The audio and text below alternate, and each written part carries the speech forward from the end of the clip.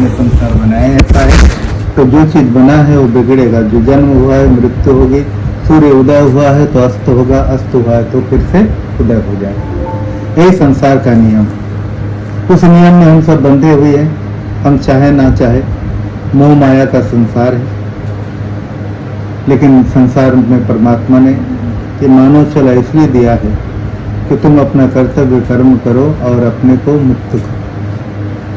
बार बार जन्म लेते हो, सोचो तुम कौन हो, क्यों आए हो, क्या कर रहे हो, क्या करना चाहिए, सही क्या है, गलत क्या है, धर्म अधर्म, न्याय अन्याय, अत्याचार, ये सब इन चीज़ों को सोचकर एक शुद्ध मानव जीवन को प्राप्त करो और उस जीवन में सबके लिए हृदय में स्थान हो।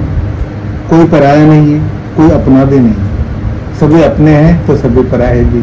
ऐसा ही संसार परमात्मा ने बनाया। सबके साथ सम्मानजनक हम व्यवहार करें, किसी को प्रताड़ित ना करे, किसी को व्यथित ना करे, किसी के दिल को ना दुखाए, क्योंकि आखिर में इस संसार को छोड़कर चले जाना है। संसार बना रहेगा, संसार चलती रहेगी, हम आते जाते रहेंगे, लेकिन कभी भी एक दूसरे को जान नहीं पाएंगे कि पिछले जन्म में हम ये थे और ये वो। ऐसे संसार में हम सब जीवन व्यतीत करें। हम सब मिलकर प्रभु पिता से प्रार्थना करें, हाथ जोड़कर स्वर्गीय दिवंगता श्रीमती मानतू जी के आत्म कल्याण और सद्गति की प्रार्थना। ओम भूर्भुवः स्वः तत्सवितुर्वरेण्यं भर्गो देवस्य धीमहि धियो यो नः प्रचोदयात्। तूने हमें उत्पन्न किया, पालन कर रहा है तू, तुझसे ही पाते प्राण हम।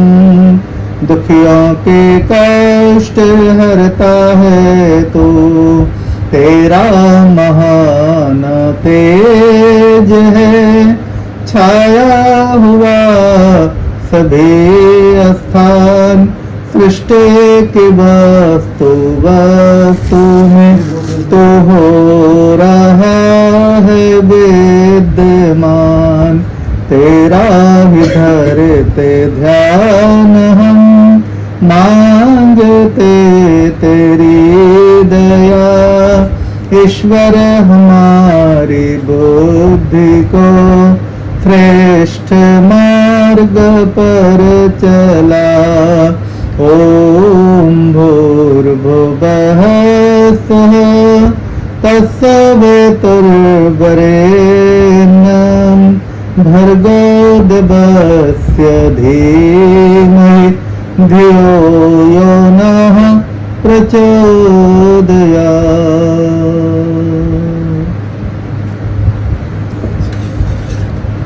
हाथ धो लीजिए। ओम अमृतोपस्त्रणमसि स्वाहा, पी लीजिए। ओम अमृतापिधानमसि स्वाहा। ओम सत्यम यशः श्रीर्मयि श्री श्रेतां स्वाहा। हाथ धो लीजिए। कब्बे हाथ में पानी लेना।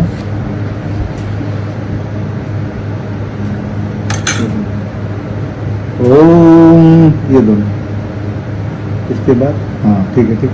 ओम ब्रह्मा अस्य यस्तु, ओम नसोर में प्राणो अस्तु, ओम अक्ष्णोर में चक्षुरस्तु, ओम कर्णयोर में श्रोत्रमस्तु, ओम बाहोर में बलम अस्तु, ओम उर्गोर्मा ओजो अस्तु, ओम मृष्टानि नंगानि तनस्तन्वानि सह सन्तु।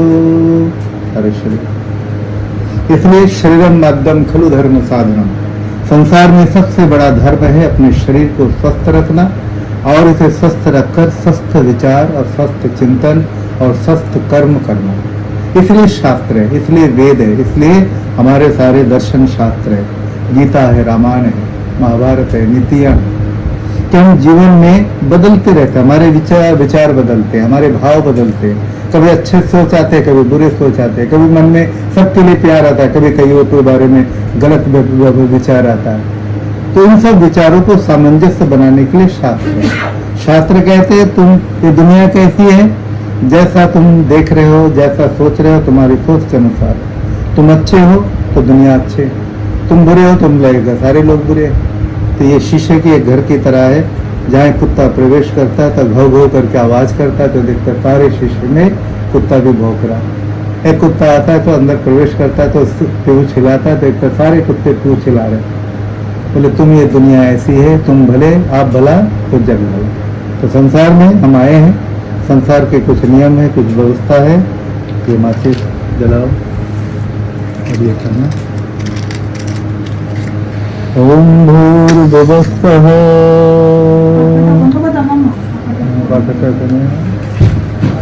अच्छा बाइबल में लिखा था ना।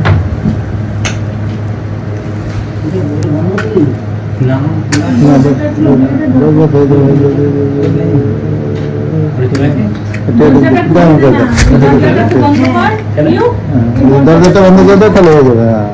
बस बस बस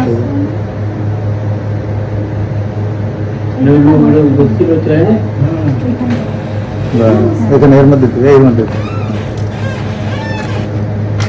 चला दे भी ऑन करके उसको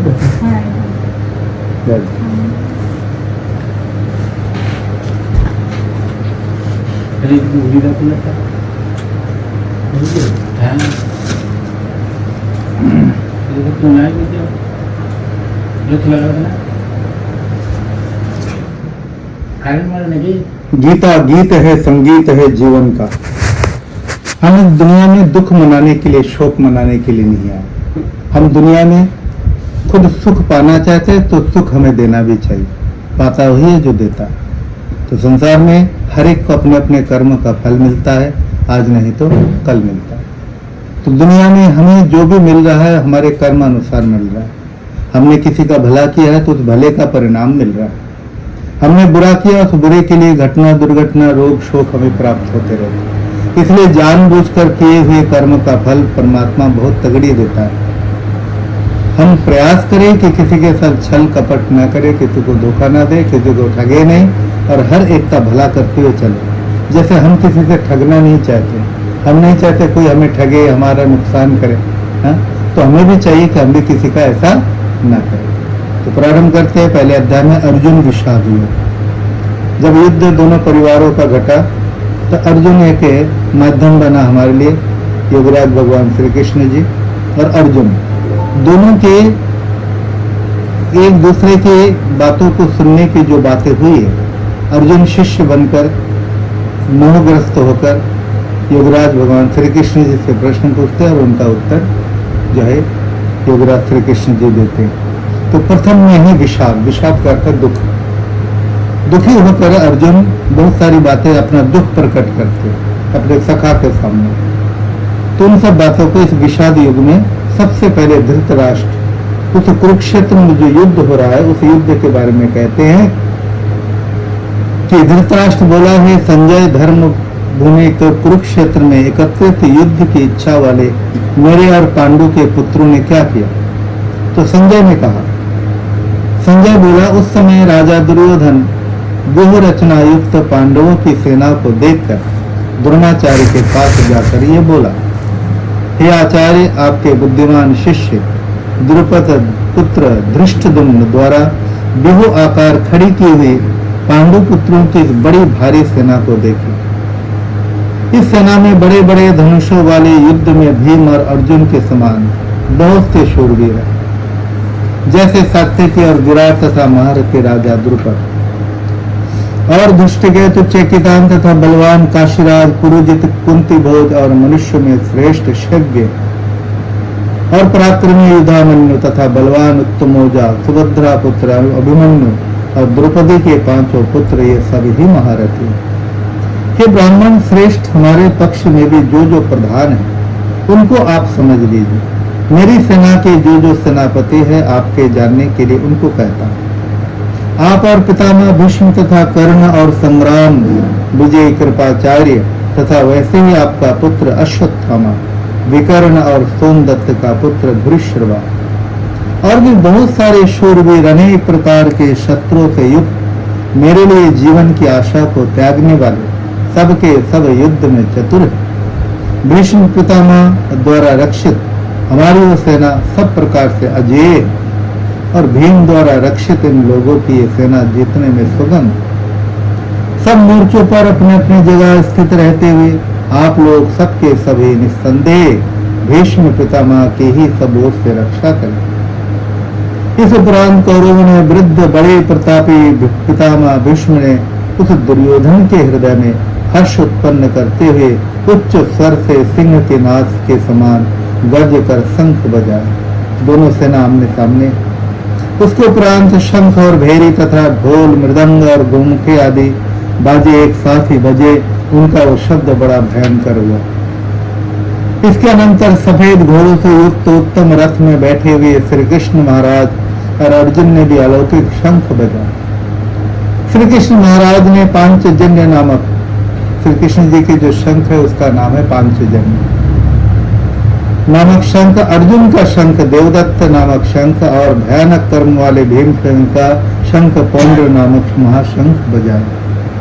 कुंती पुत्र राजा युधिष्ठिर ने अनंत विजय नामक शंख और माद्री पुत्र नकुल तथा सहदेव ने सुघोषण मणि पुष्पक नामक शंख बजाए। सबके अलग अलग बड़े बड़े शंख है और सबके शंख के नाम भी अलग अलग। श्रेष्ठ धनुष वाला काशीराज और महारथी शिखंडी और धृष्टद्युम्न तथा राजा विराट और राजेश सात्विकी तथा राजा द्रुपद और द्रौपदी के पांचों पुत्र और बड़ी भुजा वाला सुभद्रा पुत्र अभिमन्यु, इन सबने हे राजन अलग अलग शंख बजाए। घोर और उस भयानक शब्द ने आकाश और पृथ्वी को भी शब्दायमान करते हुए धृतराष्ट्र पुत्रों के हृदय विदीर्ण कर दिए।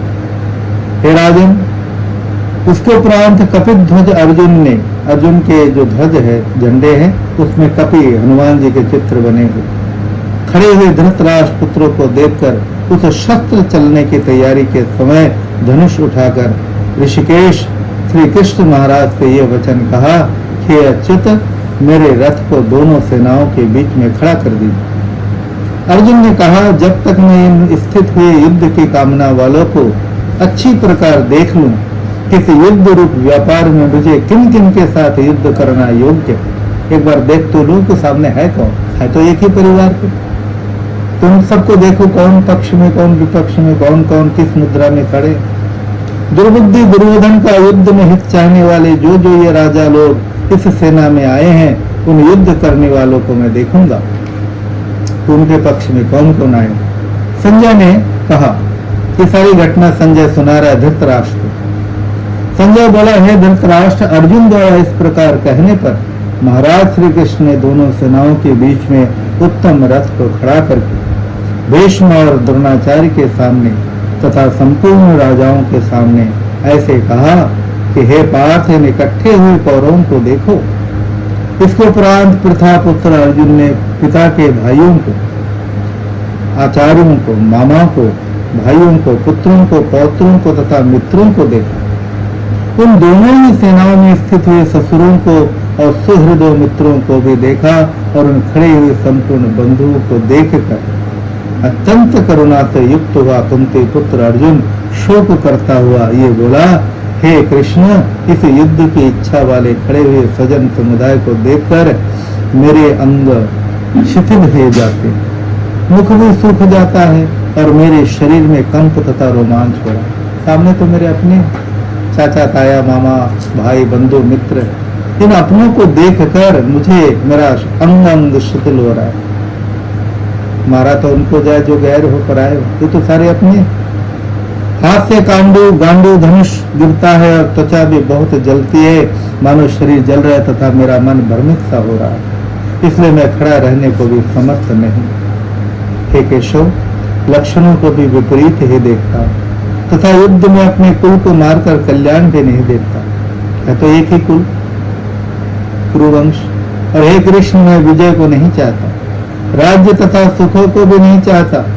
हे गोविंद, हमें राज्य से क्या प्रयोजन है अथवा भोगों से और जीवन से भी क्या प्रयोजन। उनको मार के यदि मिल भी गया ये दुनिया के राजपाट मिल गए, सोने चांदी हीरे घोड़े हाथी वगैरह, तो इनको लेकर मैं क्या करूंगा। सारे अपने मर जाएंगे तो उसके बाद इन्हें भोग करके मुझे शांति मिलेगी। हमें जिनके लिए राज्य भोग और सुख आदि इच्छित है, वे ये सब धन और जीवन की आशा को त्याग कर युद्ध में खड़े। पता है कोई ना कोई मारे जाएंगे, या हमारे अंदर मारे जाएंगे, उनके अंदर मारे जाएंगे। जब शस्त्र चलेंगे तो दोनों तरफ से भयानक जो है ना दृश्य होगा। कुछ हमारे में मारे जाएंगे, कुछ हम भी मारे जाएंगे, कुछ उनके भी मारे जाएंगे। गुरुजन, ताऊ, चाचे, लड़के और वैसे ही दादे, मामे, ससुर, पोते, साले तथा अन्य सभी संबंधी लोग हैं। इसलिए हे मधुसूदन, मुझे मारने पर भी अथवा 3 लोक के राज्य के लिए भी मैं इन सबको मारना नहीं चाहता, फिर पृथ्वी के लिए तो कहना ही क्या। इस तीनों लोक यदि मुझे मिल जाए तो भी मैं लड़ना नहीं चाहता। तो पृथ्वी के धन के लिए तो मैं इन सबसे क्या लड़ूं। हे जनार्दन, धृतराष्ट्र के पुत्रों को मारकर भी हमें क्या प्रसन्नता होगी। इन आतताइयों को मारकर तो हमें पाप ही लगेगा। इसलिए माधव, अपने बांधव धृतराष्ट्र के पुत्रों को मारने के लिए हम योग्य नहीं हैं, क्योंकि अपने कुटुंब को मारकर हम कैसे सुखी होंगे। अपनों को मारकर कोई सुख मिलता है। यद्यपि लोभ से भ्रष्ट चित्त हुए लोग मित्रों के साथ विरोध को और कुल के नाशकृत दोष में पाप को नहीं देखते। हे जनार्दन, कुल नाश से उत्पन्न दोष को जानने वाले हम लोगों को इस पाप से बचने के लिए क्यों नहीं विचार करना चाहिए। हम फिर से विचार करें। विचार तो पहले भी किया था। कुल के नाश होने से सनातन कुल धर्म नष्ट हो जाते हैं। धर्म के नाश होने से संपूर्ण कुल को पाप भी बहुत दबा लेगा। जब रहेंगे कोई नहीं, बड़े बड़े सब मारे जाएंगे। हे कृष्ण, पाप के अधिक बढ़ जाने से कुल की स्त्रियां दूषित हो जाती है। हे वाष्णे, स्त्रियों के दूषित होने पर वर्ण शंकर उत्पन्न होता है। वर्ण शंकर कुल घातियों को और कुल को नरक में ले जाने के लिए ही होता है। लोप हुए पिंड और जल की क्रिया वाले इनके पितर लोग भी गिर जाते हैं। इन वर्ण संकर कारक दोषों से कुल घातियों के सनातन कुल धर्म और जाति धर्म नष्ट हो जाते हैं। हे जनार्दन, नष्ट हुए कुल धर्म वाले मनुष्यों का अनिश्चित काल तक नरक में वास होता है, ऐसा हमने सुना। शोक है कि हम बुद्धिमान लोग महान पाप करने को तैयार है और राज्य और सुख के लोभ से स्वजनों को मारने के लिए उद्यत हुए गया था तैयार। यदि मुझे निशस्त्र न सामना करने वाले को शस्त्रधारी धृतराष्ट्र के पुत्र रण में मारे तो मारना भी मेरे लिए अति कल्याणकारक होगा। हम नहीं मारेंगे, वो हमें मार दे। मोह इतना घर कर गया, शोक और मोह दोनों ने। अब संजय अंत में कहता है कि रणभूमि में शोक से उद्विग्न मन वाला अर्जुन इस प्रकार कहकर वाण सहित धनुष को त्याग कर रथ के पिछले भाग में हथियार छोड़ के बैठ गया। योग शास्त्र ब्रह्म ज्ञान ये कृष्ण अर्जुन संवाद, ये अर्जुन विषाद योग गीता पहला पाठ। हरि ओम तत्सत प्रभु काम रहित हो मन, इसका जो भी फल मिले आपको हो अर्पण। इस प्रकार प्रथम अध्याय में हमने दुख और मोह और शोक से विषाद के स्थिति में हमने अर्जुन को अनेकों प्रश्नों को करते हुए सुना। बहुत सारे प्रश्नों को अपने सखा भगवान योगीराज श्री कृष्ण के सामने रखे। अब है सांख्य योग। इसमें संजय फिर कहते हैं कि पूर्वोक्त प्रकार से करुणा से व्याप्त और आंसुओं से पूर्ण तथा व्याकुल नेत्रों वाले शोक युक्त उस अर्जुन के प्रति भगवान मधुसूदन ने ये वचन कहा। श्री भगवान ने कहा, अब इतने सारे प्रश्न सुनने के अर्जुन के सुनने के बाद भगवान श्री कृष्ण जी कहते हैं, हे अर्जुन, तुमको इस विषम स्थल में यह अज्ञान किस हेतु से प्राप्त हुआ? क्योंकि यह ना तो श्रेष्ठ पुरुषों से आचरण किया गया है, न स्वर्ग को देने वाला है, न कीर्ति को करने वाला है। हमने कब चाहा था कि युद्ध करें? हमने तो इस युद्ध को रोकने की कोशिश की, लेकिन उन्होंने माना नहीं। हमने तो 5 गांव भी मांगा, वो भी उन्होंने नहीं दिया। वो कहते नहीं जो दास्तम सुचाग्र मेदिनी, मेदिनी कहते धरती, बोले सुई के बराबर नोक के समान हम धरती को भी नहीं देंगे। इतना सुनने के बाद 5 गांव दे देते थे तो हमें जरूर, हमने कहाँ राज्य मांगा था, लेकिन वो जिद पर अड़ गए, कुछ भी नहीं देना चाहता था। अंत में हमें तो कोई ऐसा जो नाम का पुरुष की तरह तो हम बैठ नहीं सकते। तो हे अर्जुन, नपुंसकता को मत प्राप्त हो, ये तुझ में उचित नहीं है। हे परम तपा, तुच्छ हृदय की दुर्बलता को त्याग कर युद्ध के लिए खड़ा हो जा। तब अर्जुन बोला कि हे मधुसूदन, मैं रणभूमि में भीष्म पितामह और द्रोणाचार्य के प्रति किस प्रकार बाणों से युद्ध करूंगा, क्योंकि हे अरुसुदन, वे दोनों ही पूजनीय। भीष्म पितामह द्रोणाचार्य दोनों मेरे पूजनीय हैं। उनके हाथों से हम पले बड़े, शिक्षा दीक्षा जो भी हमने सब बाण विद्या कुछ सीखा, युद्ध कला कौशल, ये दोनों ने तो हम दोनों को सिखाए।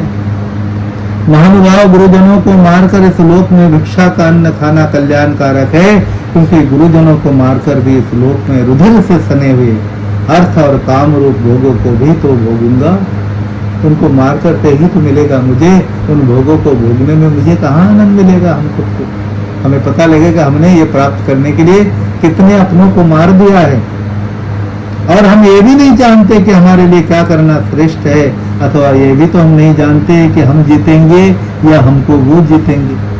जिनको मारकर हम जीना भी नहीं चाहते, वही धृतराष्ट्र के पुत्र हमारे सामने खड़े हैं। तो हमारे भाई, कायरता रूप दोष से उपहत हुए स्वभाव वाला धर्म के विषय में मोहित हुआ मैं आपको पूछता हूँ, जो निश्चित कल्याणकारक हो वो मुझे कहिए, क्योंकि मैं आपका शिष्य हूँ, मुझे शिक्षा दे, मैं आपकी शरण हूँ। अब मुझे कुछ समझ नहीं आया, मेरा दिग्भ्रमित हो गया, मेरा मोहजाल शोक में मेरा ज्ञान, मेरे बुद्धि, मेरे विवेक काम नहीं कर रहा, मुझे हिताहित ज्ञान नहीं।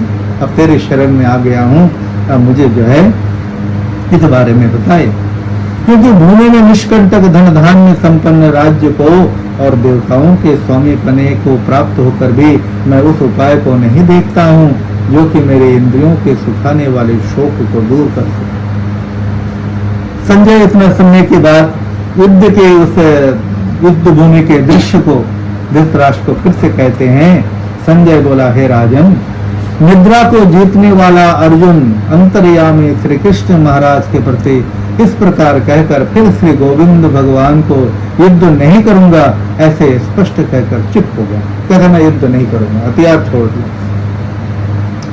हे भरतवंशी धृतराष्ट्र, अंतर्यामी श्री कृष्ण ने दोनों सेनाओं के बीच में उस शोक युक्त अर्जुन को हंसते हुए ये वचन कहा। अर्जुन हंसा क्यों? श्री कृष्ण से हंसे क्यों? तो जैसे कोई बच्चा गिर जाता है ना, तो बड़े देख करके बच्चा तो गिर के रोने लगता है, बच्चे देखकर हंसने लगते हैं। दोनों में अंतर जैसे क्या है, इसको ज्ञान नहीं, इसलिए गिर के जाना वो रोने लगता है, चोट भी नहीं लगा, लेकिन बड़े देख करके चलने की कोशिश करें, गिर गया है, वो रोते नहीं, दुख नहीं मनाते, वो हंसते। उसके उठने की क्रिया को देखकर उनको ज्ञान है और इसको ज्ञान नहीं। इसलिए अर्जुन को इस विमोह अवस्था में देखकर युवराज भगवान श्री कृष्ण जी हंसते हुए यह वचन के क्या कहा, तू ना शोक करने योग्य के लिए शोक करता है और पंडितों के से वचन कहता है, परंतु ज्ञानी जन जिनके प्राण चले गए उनके लिए और जिनके प्राण नहीं गए उनके लिए भी शोक नहीं करता। शोक तो दोनों अवस्था में नहीं होना चाहिए, जो चले गए तो चले गए, और जो इस संसार में हैं जिनके प्राण चले गए उनके लिए और जिनके प्राण नहीं गए दोनों के लिए ही शोक नहीं करना। जो चले गए उनको उनको ला नहीं सकते, और जो है तो हमारे सामने ही। ना तो ऐसा ही था है कि मैं किसी काल में नहीं था अथवा तू नहीं था, तो ये सोच रहा है कि हम दोनों इसी काल में है। नहीं, हमारे तेरे तो बहुत जन्म हो गए, अथवा ये राजा लोग नहीं थे, और ऐसा ही है कि इससे आगे हम सब नहीं रहेंगे। किंतु जैसे जीवात्मा के इस देह में कुमार, युवा और वृद्ध अवस्था होती है, वैसे ही शरीर की प्राप्ति होती है, उस विषय में धीर पुरुष नहीं मोहित होता। हमें इस जीवात्मा को शरीर मिलता है, हम बचपन में थे तो शरीर धीरे धीरे बढ़ता गया, और एक दिन शरीर बढ़ते बढ़ते जराजीर्ण होकर संसार को छोड़ने के लिए हम फिर अन्य व्यवस्था में चले जाते हैं। हे कुंती पुत्र, सर्दी गर्मी और सुख दुख को देने वाले इंद्रिय और विषयों के संयोग तो आने जाने वाले और अनित्य है, इसलिए हे भरतवंशी अर्जुन उनको तो सहन कर, क्योंकि हे पुरुष श्रेष्ठ दुख सुख को समान समझने वाले जिस धीर पुरुष को ये इंद्रियों के विषय व्याकुल नहीं कर सकते वो मोक्ष के लिए योग्य होता है। असत का तो अस्तित्व नहीं और सत का भाव नहीं। असत जो सत्ता जिसके नहीं है उसका तो कोई मतलब ही नहीं, और जो सत्य है उसका कभी अभाव नहीं होना। इस प्रकार इन दोनों का ही अंत तत्व ज्ञानी पुरुषों द्वारा देखा गया। नाश रहित तो उसको जान जिससे संपूर्ण जगत व्याप्त है, क्योंकि इस अविनाशी का विनाश करने को कोई भी समर्थ नहीं। इसलिए ईश्वर पिता अविनाशी है। और ये संसार, ये शरीर और ये सूर्य, ये चंद्र, ये ब्रह्मांड में जितने भी जीव दिख रहे हैं, दिखने वाले सब चीज नष्ट होने वाला है। इसलिए परमात्मा का एक नाम शेष है, क्योंकि वही शेष रहते हैं, बाकी सब बदल बदल के आते रहते हैं।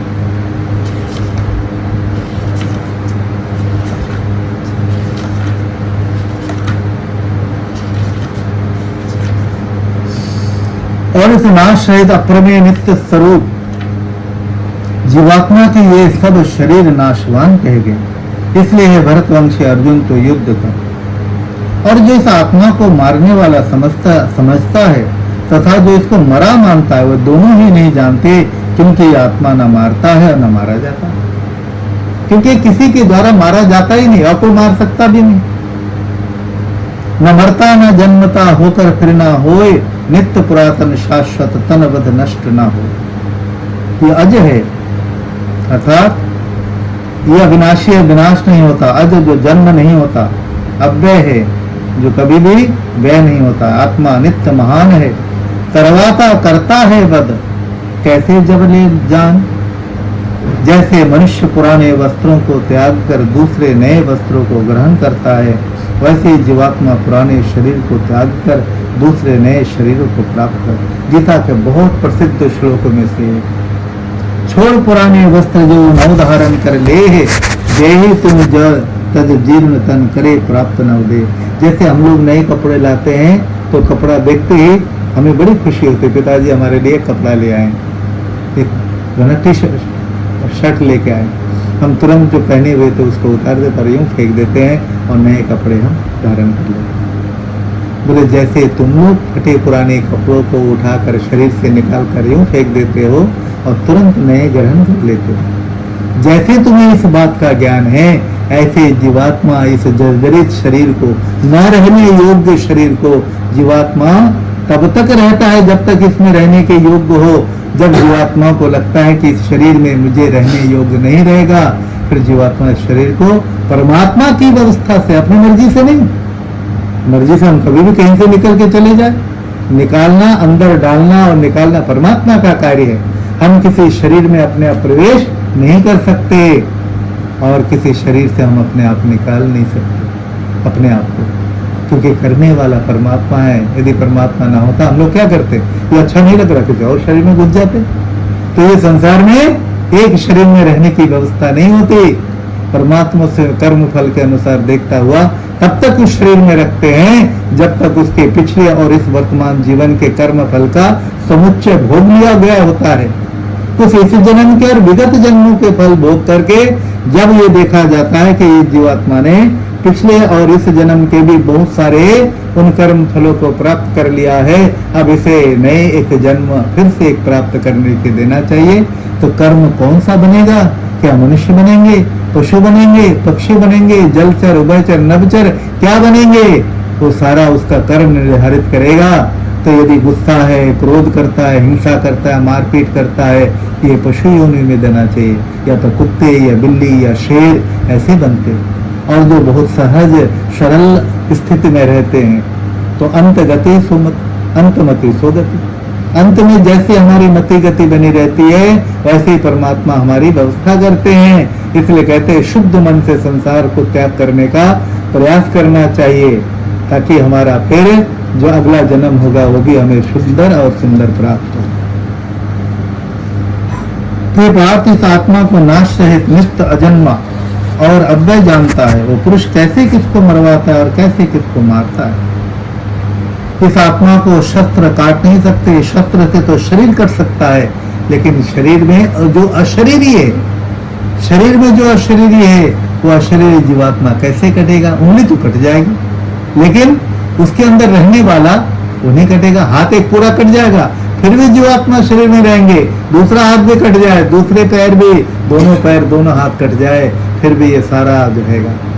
लेकिन जब ये कट जाएगा फिर जीवात्मा हेड ऑफिस, ये जो है मुख्य कार्यालय, सारा चिंतन यहाँ होता है। ये दो जगह है, एक हृदय है और एक मस्तिष्क है, दोनों मिलकर के शरीर को संचालित करता है, लेकिन मुख्य हमारा यहाँ है। ये तो धड़क रहा है लेकिन सारा संचालन, इसलिए इसको मुख कहते हैं, मुख्य से मुख है। यहाँ सारी ज्ञानेंद्रियां है, ये पूरे शरीर को संचालित करते हैं। फिर हम ऐसे करके सोचते रहते हैं। हम पेट में हाथ लगा के नहीं सोचता, कोई सोचने वाला यहाँ है। जीवात्मा वहाँ बैठे सोच रहा है क्या करना चाहिए, क्या ठीक है, क्या मतलब गलत है, वो सारे सोचते हैं। इस आत्मा को शस्त्र काट नहीं सकते, आग जला नहीं सकती। आग तो शरीर को जला देंगे, शरीर सूख जाएगा, जल जाएगा, भुन जाएगा, हड्डी तक भी निकल जाएगी। जल जला नहीं सकता, शरीर गल जाएगा। वायु सुखा नहीं सकता, शरीर सूख जाएगा। क्योंकि ये आत्मा अच्छेद्य है, अदह्य है, अक्लिद्य है, अशोष्य है तथा निस्संदेह नित्य है, सर्वव्यापक है, अचल है, स्थिर रहने वाला और सनातन। ये सोचकर मैं कभी भी मरता नहीं, तो फिर हम बदल बदल के आते हैं और अपने आत्मा को उच्चता का समझते हैं। और ये आत्मा अव्यक्त है, अचिंत्य है, विकार रहित है। और ये आत्मा अव्यक्त, अचिंत्य और विकार रहित कहा जाता है। इससे हे अर्जुन, इस आत्मा को ऐसा जानकर तुझे शोक करना उचित नहीं, तुझे नहीं शोक करना चाहिए। और यदि तू इसको सदा जन्मने और सदा मरने वाला माने तो भी अर्जुन इस प्रकार शोक करने के योग्य नहीं। यदि चल तू मान लेता हूँ, एक तो बात मैंने कह दिया, ये कभी जन्मता मरता नहीं, वो तो जन्मता मरता शरीर है, आत्मा कभी जन्म नहीं लेते, वो तो शरीर में परमात्मा व्यवस्था कर देते कर्म होता। चल मैं दूसरी बात तेरे मान लेता हूँ कि यदि तू इसको सदा जन्मने और मरने वाला मानता है कि जन्म भी लेता मर भी जाता है, उसमें भी तुझे शोक नहीं करना चाहिए, क्योंकि बार बार ये जन्म लेगा, बार बार ये मर जाएगा। फिर तू क्यों शोक करता है? फिर से जन्म लेगा, फिर से मर जाएगा, ये भी ठीक है। और दूसरा दिन वो तेरे दिमाग में नहीं आ रहा ना वही बात कि कभी जन्म तो लेता ही नहीं। तो क्योंकि जन्मने वाले की निश्चित मृत्यु और मरने वाले का जन्म निश्चित है, इससे बेतु इस बिना उपाय वाले विषय में शोक करने को योग्य नहीं, क्योंकि ये तो चक्र की तरह है। जैसे शाम अभी हो गया, हम सबको पता है कल फिर सुबह होगी। जैसे कल हम सोच रहे थे शाम को, कल सुबह होगी, वो ना ऐसे कल को भी सुबह होगी, अब शाम। तो ये ज्ञान हमें पीछे का देख के हुआ है, बचपन से हम देखते आ रहे हैं, शाम होती है तो अगले दिन सुबह हो जाता है, ये ज्ञान हो गया ना। ऐसा ज्ञान शरीर और आत्मा के बारे में सोचना है। ये चीजें नष्ट भ्रष्ट जल गल सब कुछ जाएगा, सूख जाएगा, लेकिन मैं जो हूँ वो कभी न जलने वाला हूँ, न सूखने वाला हूँ, न गलने वाला हूँ, न कटने वाला हूँ। अपने को जानो, खुदा से जानने से पहले खुद को जान जाओ तो समझ जाओगे जहां खुदा वहां तुम हो, तो खुद तुम हो। जहां खुदा है वहां खुद भी हो। इसलिए खुदा को जानने से पहले खुद को जानने का प्रयास करो। तुम हो कौन, मैं कौन हूँ, कहाँ से आया हूँ, क्या कर रहा हूँ, क्या करना चाहिए, अब मेरी स्थिति क्या है, ये तुम्हें सोचना चाहिए। हे अर्जुन, संपूर्ण प्राणी जन्म से पहले बिना शरीर वाले और मरने के बाद भी बिना शरीर वाले ही है। केवल बीच में ही शरीर वाले प्रतीत होते हैं, फिर उस विषय में क्या शोक करना। कोई तो इस आत्मा को आश्चर्य की भांति देखता है, दूसरा आश्चर्य की भांति कहता है और दूसरा आश्चर्य की भांति सुनता है, और कोई कोई सुनकर भी इस आत्मा को नहीं जानता। हम लोग यहाँ बैठे हुए हैं ना, मेरी जीवात्मा इस मुख के द्वारा कह रहा है, मुख माध्यम है, मुख नहीं कह रहा है। ये ज्ञान ने, विचार ने माध्यम बनाकर इस नॉलेज को यहाँ से आत्मा से बुलवा रहा है। माध्यम बना मुंह, जीव, और आप माध्यम बने कान। उस बात को आपकी जो जीवात्मा है वो बैठे बैठे सुन रहा है। अच्छा, ये बोला जा रहा है, ये बोला जा रहा है, और ये आत्मा बोल रहा है, ये आत्मा सुन रहा है। इस खेल आत्मा का हो रहा है, शरीर का कोई मतलब नहीं। शरीर तो साधन बना है, एक माध्यम बन गया। यदि कान बंद कर दोगे तो सुनाई नहीं देगा, मुंह बंद कर दोगे तो बोला नहीं जाएगा, ये है ना। यदि मुंह टेप लगा दो तो मैं ये सारे बात बोल पाऊंगा, व्यक्त नहीं कर पाऊंगा, पर चिंतन चलता रहेगा। आंखों से दिखाई देगा, मुंह बंद रहेगा, लेकिन उसे व्यक्त करने का नहीं होगा। तो इसलिए सारा खेल जीवात्मा का है, और जीवात्मा चूंकि इस शरीर के अंदर है, इसलिए इन सब चीजों का, इन साधनों का उपयोग करता है। ऐसे जैसे कोई व्यक्ति नाव का उपयोग करके इस पार से उस पार निकल जाता है। नाव साधन बना, हमारी ये साधन है, ये साध्य नहीं है, हमें इसके माध्यम से सिद्ध करना है। तो हे अर्जुन, ये आत्मा सबके शरीर में सदा ही अबद्ध है, इसलिए संपूर्ण भूत प्राणियों के लिए तो शोक करने को योग्य नहीं, और अपने धर्म को देखकर भी तो भय करने के योग्य नहीं, क्योंकि धर्म युक्त युद्ध से बढ़कर दूसरा कोई कल्याणकारक कर्तव्य क्षत्रियों के लिए नहीं। तो अक्षत्रिय है तो डरता क्यों, घबराता क्यों, शोक क्यों मनाता? अक्षत्रिय का कार्य है युद्ध भूमि में युद्ध करना। और हे पार्थ, अपने आप प्राप्त हुए और खुले हुए स्वर्ग के द्वार रूप इस प्रकार के युद्ध को भाग्यवान क्षत्रिय लोग ही पाते। और यदि तुम इस धर्मयुक्त संग्राम को नहीं करोगे तो स्वधर्म को और कीर्ति को खोकर पाप को प्राप्त होगे, क्योंकि संसार में सभी कहेंगे अर्जुन तो अक्षत्रिय था लेकिन उसने युद्ध भूमि में युद्ध नहीं किया। तुम्हारी बदनामी होगी, कायर था, नपुंसक था, डरपोक था, इसलिए युद्ध नहीं किया। सारे तैयार थे, पूर्ण युद्ध किए।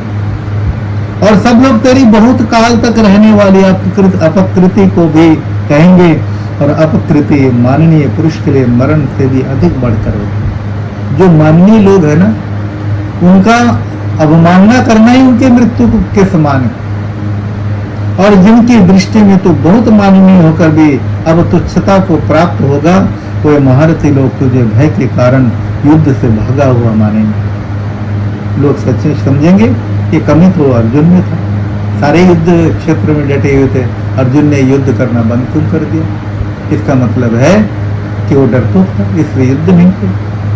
तेरे बैरी लोग भी तेरे सामर्थ्य की निंदा करते, बहुत से ना कहने योग्य वचनों को कहेंगे, फिर उससे अधिक दुख हो और क्या हो? या तो मरकर स्वर्ग को प्राप्त करेगा या जीत कर पृथ्वी को भोगेगा। इससे है अर्जुन युद्ध के लिए निश्चय वाला होकर तो खड़ा हो।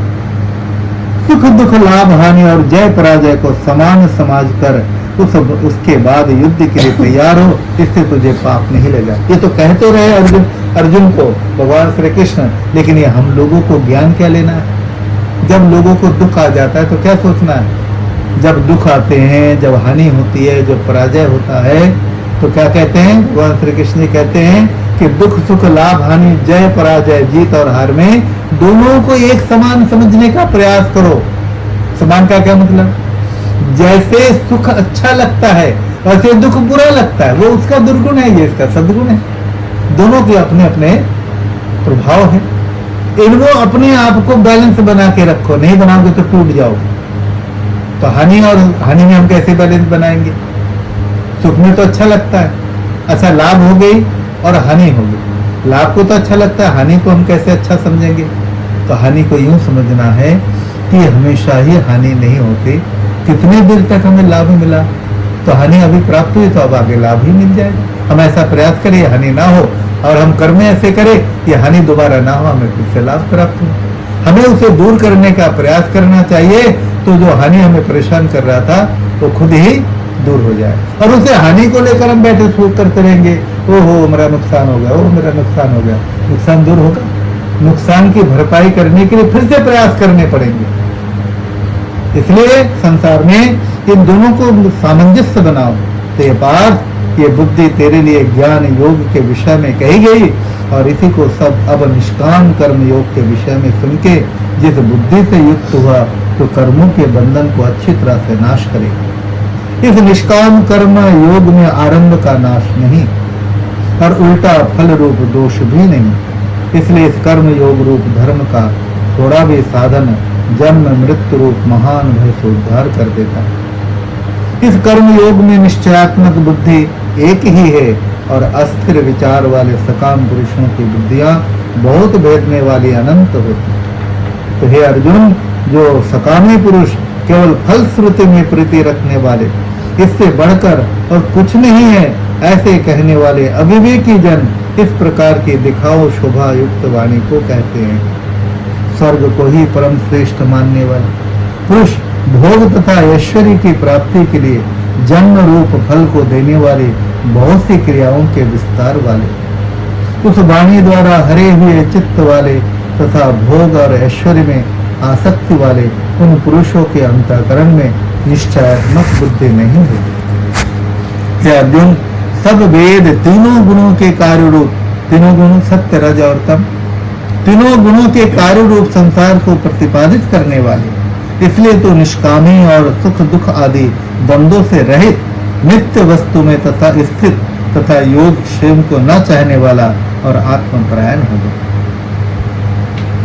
क्योंकि मनुष्य का सब ओर से परिपूर्ण जलाशय के प्राप्त होने पर छोटे जलाशय में जितना प्रयोजन रहता है, अच्छी प्रकार ब्रह्म को जानने वाले ब्राह्मण का भी सब वेदों में उतना ही प्रयोजन रहता है। इससे तेरा कर्म करने मात्र में ही अधिकार हो, फल में कभी नहीं। कर्मण्यवाधिकार स्थे मां फलेषु कदाचन मां कर्म फल हेतुर्भूर्मा मां संगुप्त कर्मणि। कर्म किए जा, फल की इच्छा मत करिए इंसान, और जैसा कर्म करेगा वैसा फल देगा भगवान। तो कहते हैं करने का अधिकार बस, ना कर इच्छा फल। कर्म कभी ना त्यागिए, त्याग कामना फल। इससे तेरा कर्म करने मात्र में ही अधिकार होवे, फल में कभी नहीं। और तू कर्मों के फल की वासना वाला भी मत हो, तथा तेरी कर्म ना करने में भी प्रीति ना हो। बहुत प्रसिद्ध गीता के प्रमुख प्रसिद्ध श्लोकों में से एक श्लोक है जो हमें ज्ञान देता है। हमें केवल अपने कर्म की तरफ ध्यान देना चाहिए, और वो कर्म सुकर्म की तरफ हो, क्योंकि हमारा जैसा कर्म होगा फल ऐसा ही बन जाएगा। जैसे किसान गेहूं यदि बोएगा तो उसके गेहूं ही होंगे, चना बोएगा तो उसमें गेहूं नहीं होगा। हम पहले विचार करके कर्म को अपनाएं, और जैसे कर्म हम विचार पूर्वक करेंगे, यदि वो सुकर्म का है, भला का है, हित का है, कल्याण का है, उससे मेरा भी भला होगा, और जिसके साथ कर रहे उसका भी भला होगा।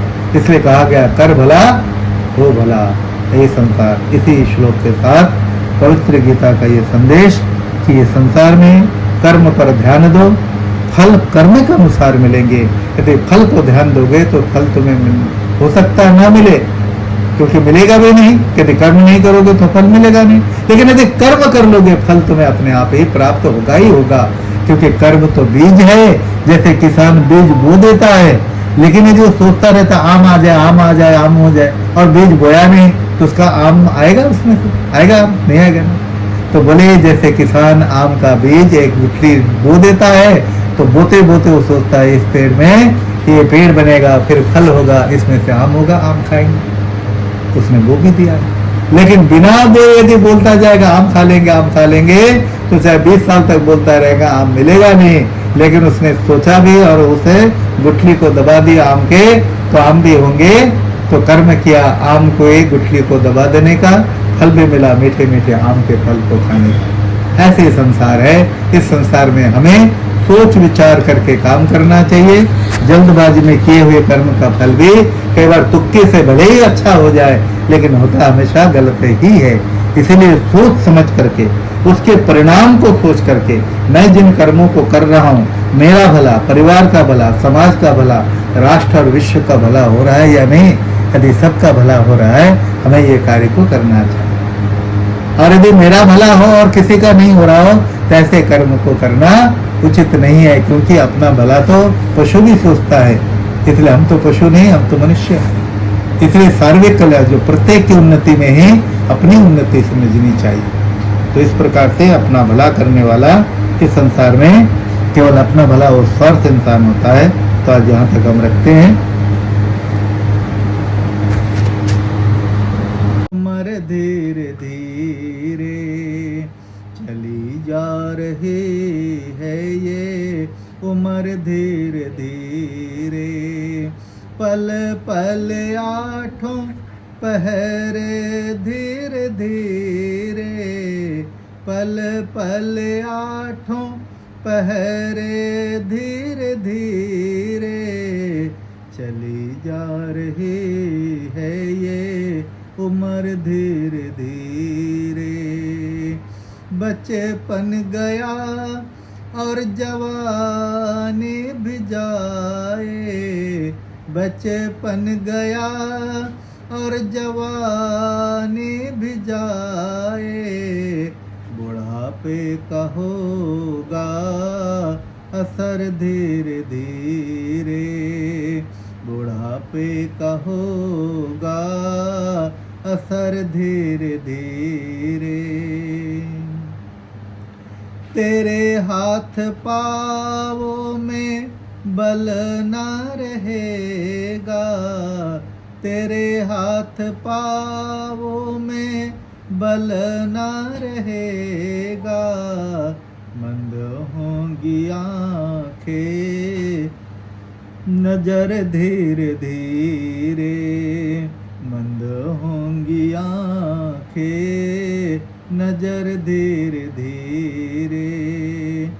अंग जो तुम्हारे शिथिल होंगे सारे, अंग जो तुम्हारे शिथिल होंगे सारे, झुक जाएगी ये कमर धीरे धीरे, झुक जाएगी ये कमर धीरे धीरे।